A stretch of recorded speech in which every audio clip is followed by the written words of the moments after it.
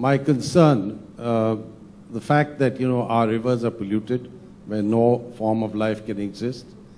We are losing biodiversity in a big way.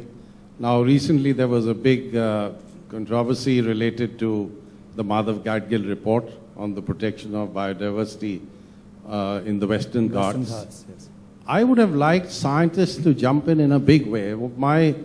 My question really is, why is it that the scientific community doesn't extend its concerns, its priorities beyond the lab? Because this country has some very serious problems and challenges related to protection of the environment, our natural resources, and how do we ensure that we bring about a change in priorities so that even basic levels of science can start benefiting the management of natural resources.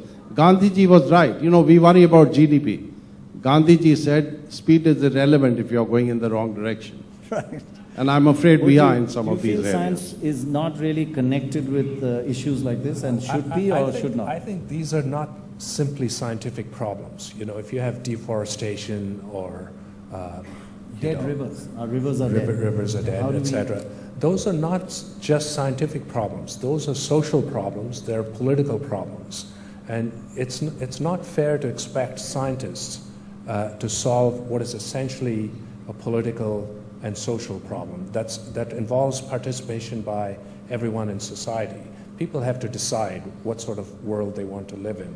But a lot of solutions have come from science, like Sure. reverse osmosis and, Science and technology can provide technical solutions, but first of all, saying there is a problem that it needs to be addressed and then looking for a solution, that's a political process.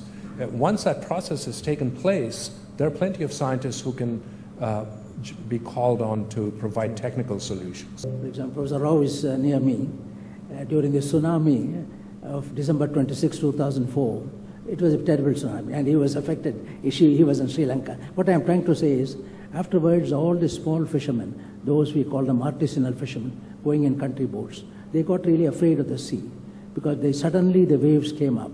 Fortunately, in the information technology today, has helped completely dispel all those fears. Before they get into the boat and go, they carry GPS data on the wave heights at different distances. I think just recently we had a cyclone, but everybody had warning, they could move out. It was a tremendous, saved so many lives. There's not a problem between Sri Lanka and India on the whole fishing area.